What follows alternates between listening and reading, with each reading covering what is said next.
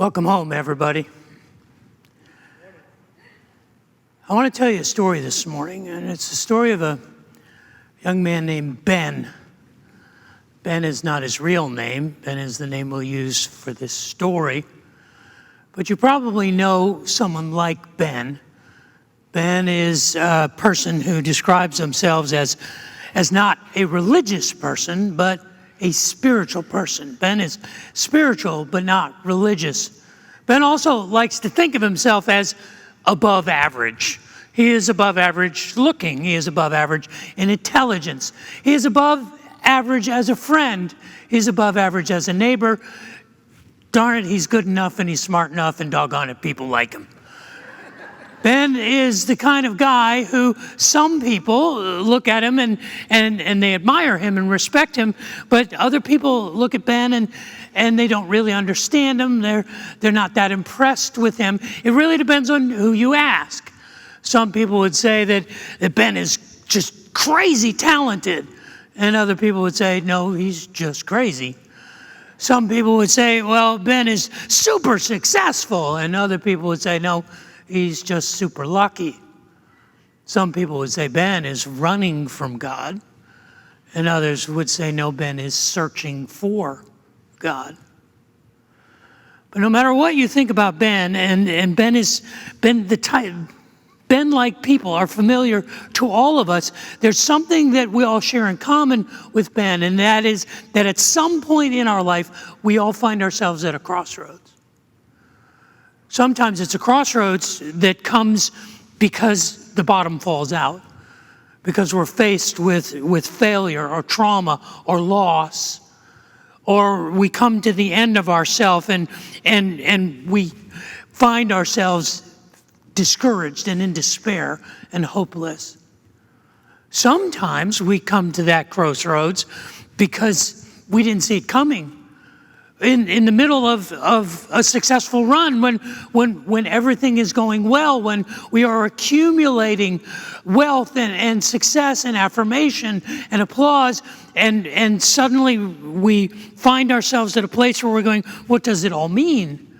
It's all hollow. It doesn't satisfy us like we thought. But however we get there, we are like Ben in that we all come to a place at some point in our lives, a crossroads. You see, Ben is not just a story of an individual, it's our story. In the Hebrew language, the word Ben is not a name. The word Ben is actually the Hebrew word for son. For a son is a Ben. In Luke chapter 15, Jesus tells 3 parables. He tells 3 stories. And they're familiar to us. They are the parable of the lost sheep, the parable of the lost silver, and the parable of the lost Ben, the parable of the lost son. We know it as the parable of the prodigal son. In Luke chapter 15, down in verse 11, Jesus, after telling the 2 other parables, comes to the 3rd parable. And he says there was a man who had 2 sons. And one day his younger son came to him and said, Dad, I wish you were dead. And I wish I could have my share of the estate now before you die. Which is to say that he would be worthy of 1/3 of his father's net wealth. The older son gets 2/3 in Hebrew culture, and the younger son gets 1/3. And he said, I'd like my share now. In verse 12, Jesus tells the story. He says, and the father did it. The father divided his wealth between his sons and gave his youngest son his share. It then goes on to say that imagine the story where just a few days later, the younger son gathers all his belongings and takes his inheritance, and he heads for a distant land. I want to begin a conversation today about this parable, but it's not really about the parable. It's about the story behind the parable. It's about our story. It's about our story as a family, as family members, as sons and daughters, mothers and fathers, brothers and sisters, cousins and nieces and nephews, aunts and uncles, grandparents, great-grandparents, and why it is that we run away from home. How do we find ourselves so far from home? How do we wind up? Why do we wind up so often in a distant land? I want to spend some weeks talking about this parable and looking at it as a lesson about family systems and how families operate. But today, I want to begin with the why do they fail? Why is it so hard? Why is it that so many of us spend time in a distant land, far from our home? And I want to suggest that there is one primary reason. But before we talk about that, would you pray with me? Father in heaven, I would ask that the words of my mouth and the meditations of my heart would be pleasing in your sight, that you would use your word spoken by your servant, anointed by your Spirit, to encourage us and to challenge us as people who know what it means to be far from home and who know what it means to be welcomed home. Pray that we would remember that today and learn that lesson well. For I ask that in Jesus' name, amen. I'm pretty sure that if you have been at Riverbend any length of time, you have come in through our main entrance off of the plaza, and you have noticed a large painting, a mural. It is a mural of a young man in the arms of a character that seems to be a father or a king or a wealthy individual. This was a mural that was commissioned while this building was being built. And shortly after this building was finished, that painting was painted by the son of one of the pastors here at Riverbend Church. The pastor is Dr. Gordon Smith. I don't know how many of you know Dr. Gordon Smith, but Gordon Smith retired about 17 years ago. He's still a member of this congregation. This is still his family. He still leads a community group. And if you have never had the chance to meet Gordon Smith, you have missed an opportunity to meet one of the best and finest pastors I have ever known in my life. Gordon Smith is a pastor's pastor. Trust me, I've met a lot of them. I've been around them, and most of them aren't worth the paper they're printed on, including this one. But Gordon Smith is the real deal. I tell people, if I'm in the hospital, don't come visit me, send Gordon. Because Gordon is a pastor's pastor. And it was his son, Gregory, who was commissioned to paint that work of art. And the commission was to represent the moment that the prodigal son fell into his father's arms. And that is Gregory's interpretation of the parable of the prodigal son. And the beauty of that mural, whether you think it is too ostentatious or too didactic, or whether you think it's totally appropriate or totally inappropriate, it doesn't matter, because it represents something very important about us as a family, because that is our story. And that's not just our story, that's our mission. This place exists to be the place that you can come home to. This is the place for the prodigal to come home. But the question I want to wrestle with today is, why would we ever leave? Why would we ever leave the arms of a loving God? Why would we ever run away from the comfort and the security of a home? It is the question that the prodigal son asks. It is the question that all of us ask. And I want to suggest today that among all of the reasons, there's one primary reason why I find that people walk away from God, or run away from the church, or run away from home and their family, and it is the reason of unmet expectations. Because we come to family, and we come to church, and we come to home with some dangerous expectations. And I want to briefly share 5 dangerous expectations that I have seen people leave home because these expectations have gone unmet. The first expectation is the expectation that family will be perfect. The expectations of a perfect family.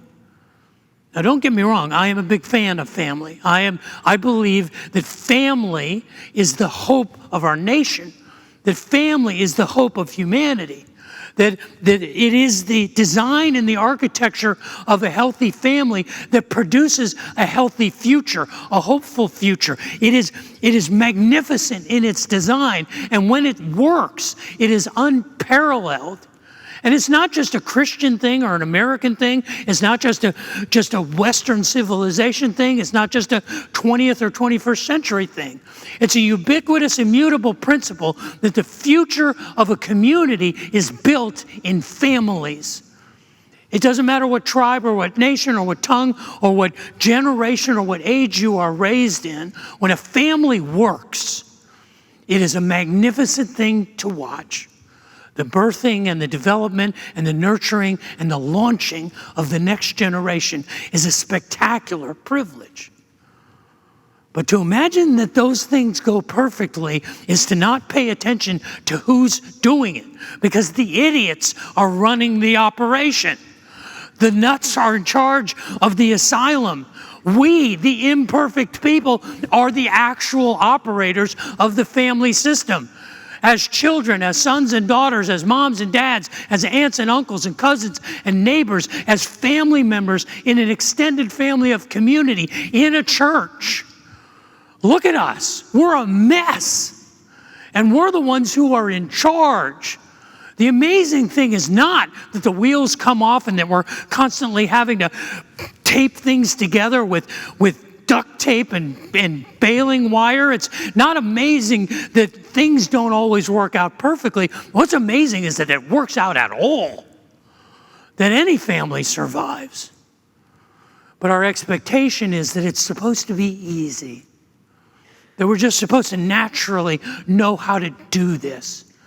We're supposed to naturally know how to get along. We're supposed to naturally know how to build one another up and meet one another's needs. We don't.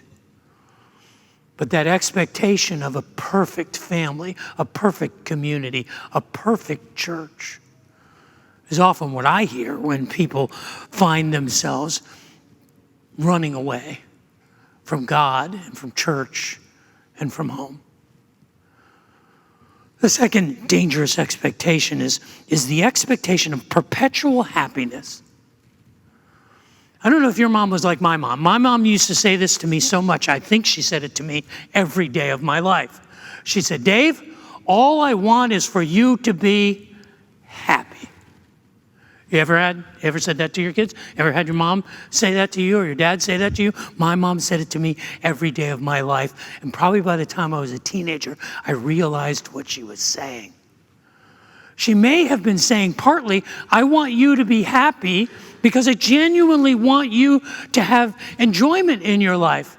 But more than that, she was saying, I need you to be happy because when you're miserable, I'm miserable.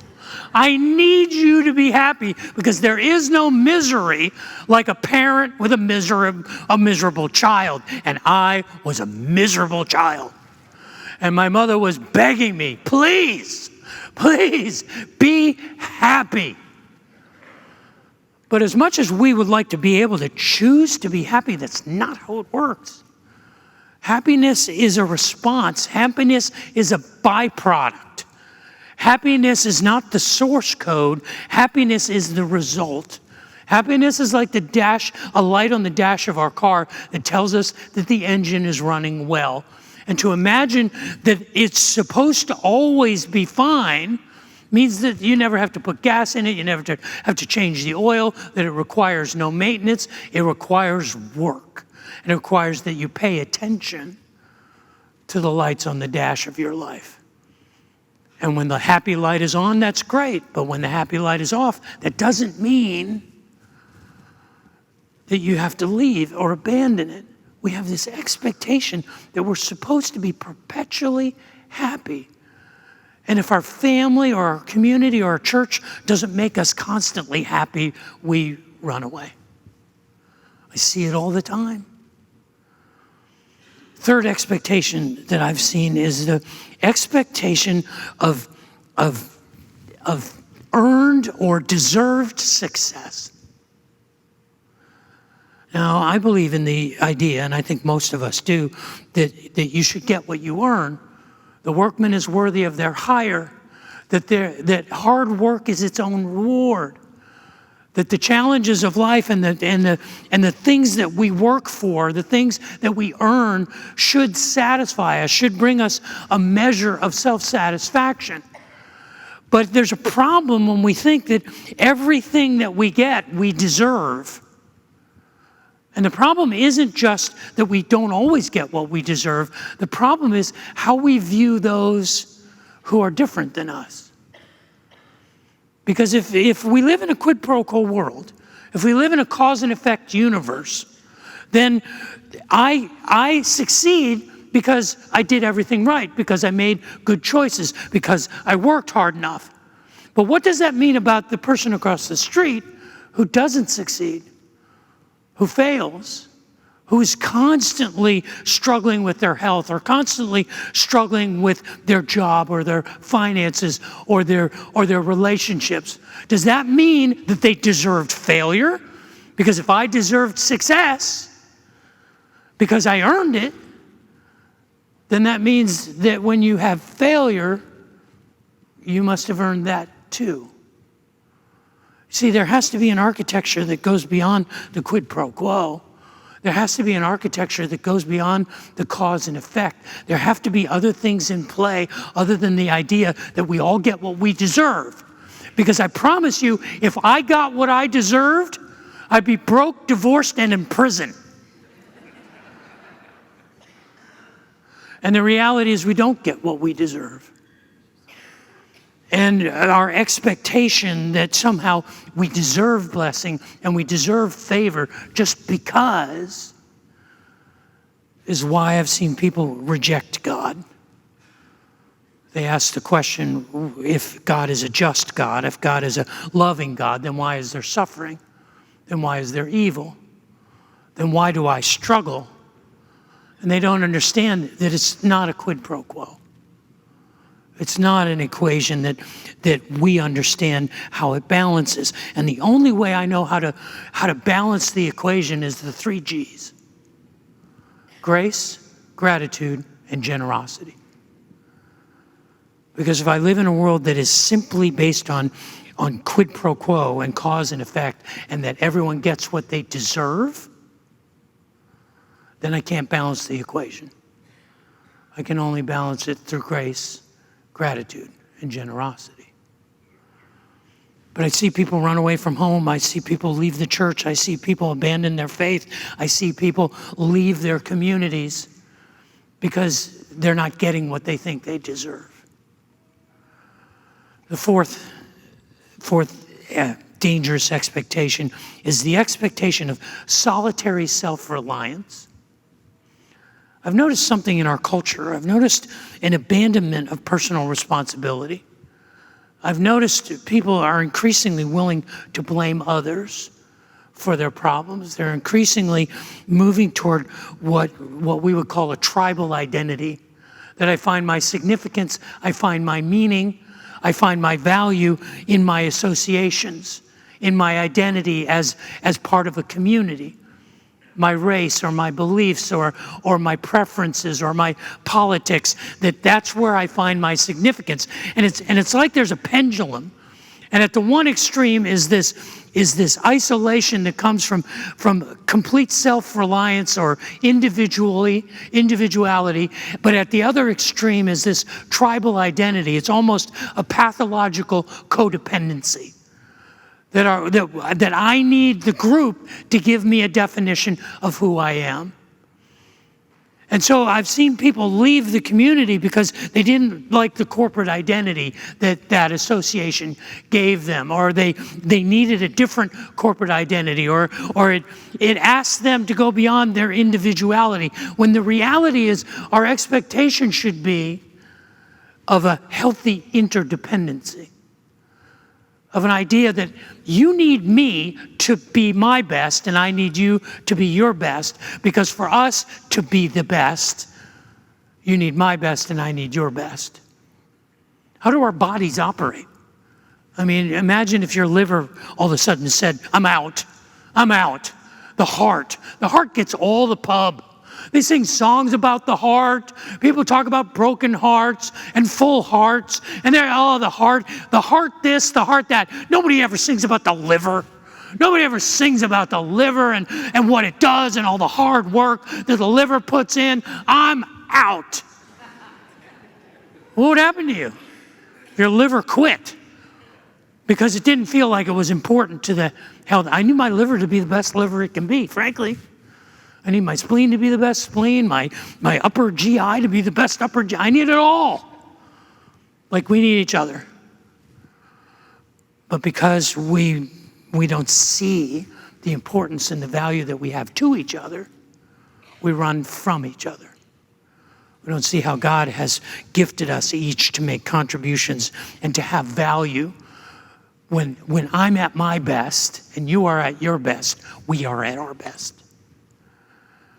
And I've seen people walk away from their faith, from their home, from their God, from their traditions, from their friends, from their communities, because of these unmet expectations. But there's a fifth one, and the fifth one is the most incendiary. It is probably the one that I see most often in those who are running from God and running away from home. And it is the expectation of a manageable deity. That God is somehow responsible to meet our expectations. That God is the one who is saying, you tell me what you want. But I frankly have no interest in worshiping a God that pays attention to this idiot. I have no interest in a God who is exactly like me or who is limited by me. I want to worship a God who describes himself in Isaiah 55, verses 8 and 9. God describes himself. He says, my ways are higher than your ways, and my thoughts are so much higher than your thoughts, you can't even imagine them. That's the God I want to worship. The God whose ways are above my ways and whose thoughts are above my thoughts. Who is an unmanageable deity. Who I have to trust in the situations that I don't understand and that I can't comprehend and that is hard to do. Because most of the time I prefer for things to be exactly as I've planned them out and drawn them up. And I've seen people walk away from their faith, walk away from their families and their friends, walk away from their community, and run away from home and run away from God because their expectations have been unmet. Because they had the expectation that this would be easy, that the family would be perfect, that it wouldn't be messy or hard, that they would be perpetually happy, that life would be nothing but fruits and roses and daffodils and play dates.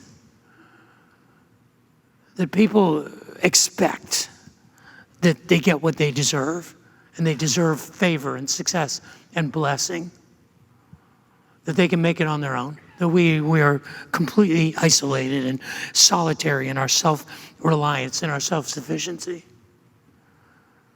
and that God is a manageable God, that God is only worth honoring if God does what we want.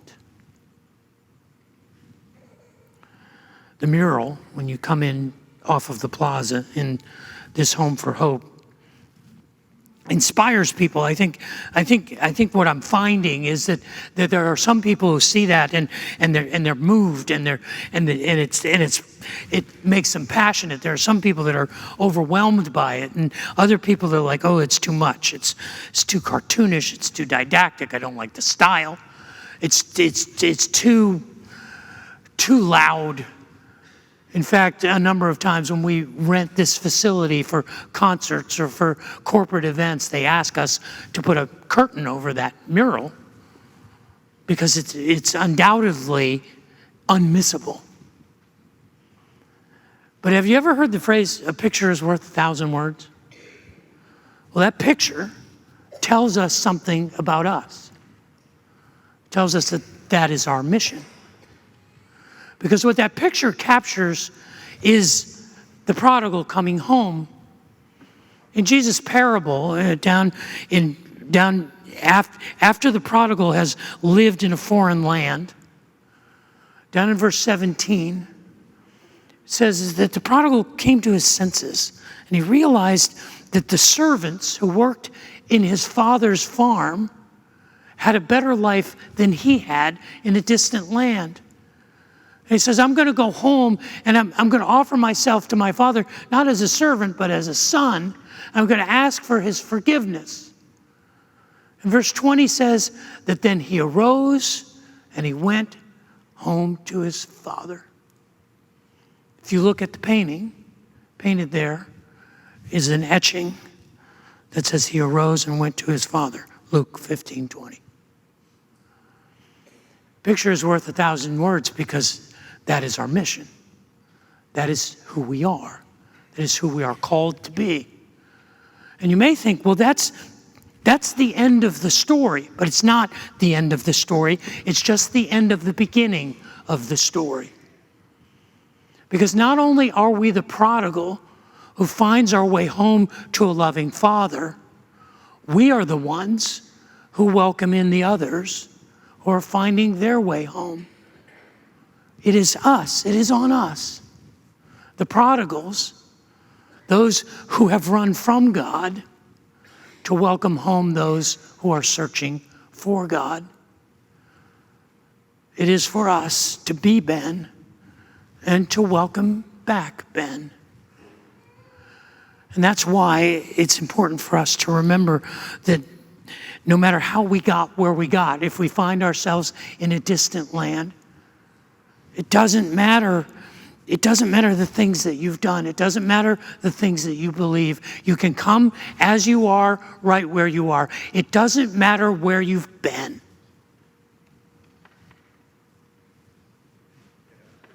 You get it? It doesn't matter where you've been. That's all I got, people. This is it. This is the whole... You're clapping for a dad joke, but it's all I've got today. All I've got today is it doesn't matter where you've been. No, it doesn't matter where you've been. Yeah. Sympathy applause is almost as hurtful as a boo. But I hope you understand where this takes us. It brings us home. This is the place where we come after we've been in a distant land. And we are the ones who are called to embrace the prodigal, no matter their story, when they find their way here. Welcome home, everybody.